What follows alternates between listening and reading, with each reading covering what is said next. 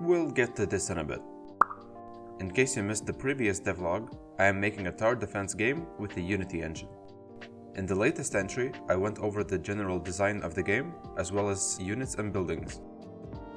I also mentioned that my game will consist of 3 key elements. One of them was Mason. This time, I am going to talk about another very recognizable element, Fog of War. You could kinda see this coming, considering most of my tower defense inspiration was coming from Warcraft 3. Though I don't remember playing any TD that utilized this system, everything was just there, visible. I want this system to play a big role in the project. I'm talking about having buildings that don't provide offensive utility and exist only as a vision source. Or towers having high attack range but low vision range, meaning that they will have to depend on other buildings providing sight. There was this idea in my head that you could have a tower that shoots fire arrows towards units and light them on fire. That way, those units would become vision sources while they were burning. That image alone made me realize that I want to explore what emphasizing fog in a TD would do. Now, back to the project. This was the first head-scratcher for the project, as I wasn't really sure where to start. I duplicated the quad, colored it black, and set its render queue above the original quad so that it would render on top. This will be the fog, and something will have to clear it to see the original platform. But how? At first, I set it up so that I could have game objects on a specific layer interact with the fog in such a way that the fog only renders outside those game objects.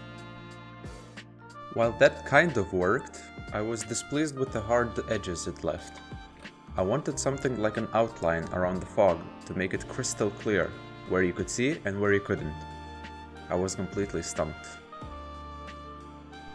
I had some thoughts about writing some shaders for this endeavor, but I only dabbled with shaders in shader graph or VFX graph form. When I started this project, I wanted to learn how to write at least simple shaders, but my mind was still unprepared to think in shaders as problem solving. After a while of pondering, a friend offered up a clever solution. Have an extra orthographic camera which only renders a specific layer from above the platform and creates a render texture as a result. I could then use a custom shader that reads the texture and do all sorts of shader trickery to make it look nice.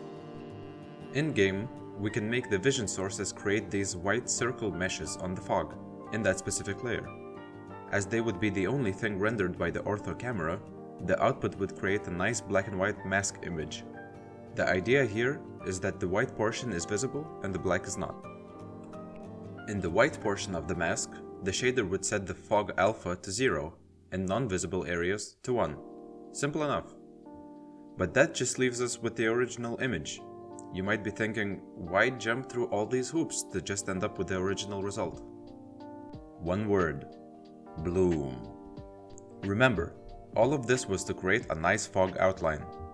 This technique allows us to add post-processing on the ortho camera and add bloom to kind of diffuse the image. Now we have a range between black and white to work with. We can now compare the color in the mask with some threshold and render something else if the criteria meets. The result is exactly what I wanted.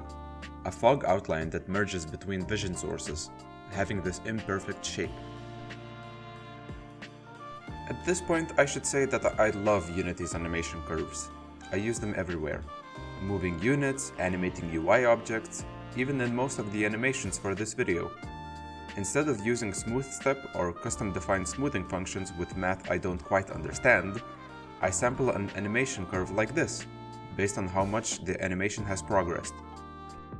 It would be kinda underwhelming if you put down the tower and the fog cleared instantly. So, of course, I used animation curves to smoothen the vision circle when you put down a tower. After some trial and error, I came up with this curve that overshoots the target scale just by a little bit, before settling down at the end with a defined vision range value. And this is the result. Yay! I think it's quite satisfying. With proper building animation, that should look even better. Okay, we have the visuals done for the time being. Now we actually have to reveal units. I have no nice visibility transitions in mind, so for now, let's just make units pop in and out.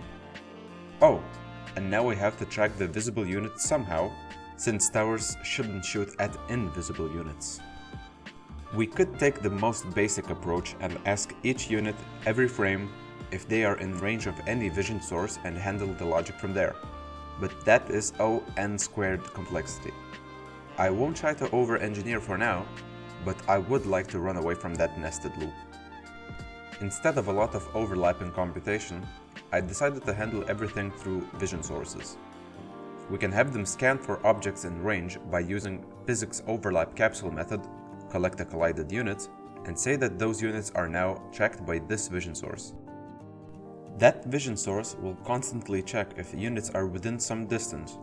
If they are not meeting that criteria, they remove that unit from the tracking list so that it could be picked up by another vision source. Towers then attack by selecting the closest unit to them, by checking a global list where all visible units are referenced. Once they've acquired the target, they attack it until it is dead or out of range. The process is then repeated, but that is not computationally expensive, since they only do it once in a while.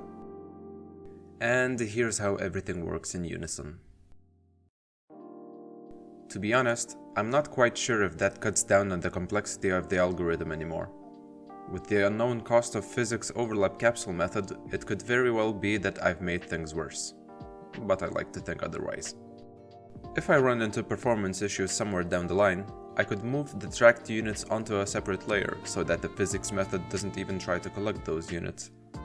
Or do some profiling and see the bottlenecks.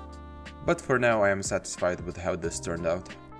I guess this also marks the start of doing shaders by code rather than shader graph? Never thought I'd see the day. I always thought of them as black magic. But this definitely isn't the only thing that will be completely new to me in the project. That's it for this one. I had a lot of fun making this and the previous devlogs.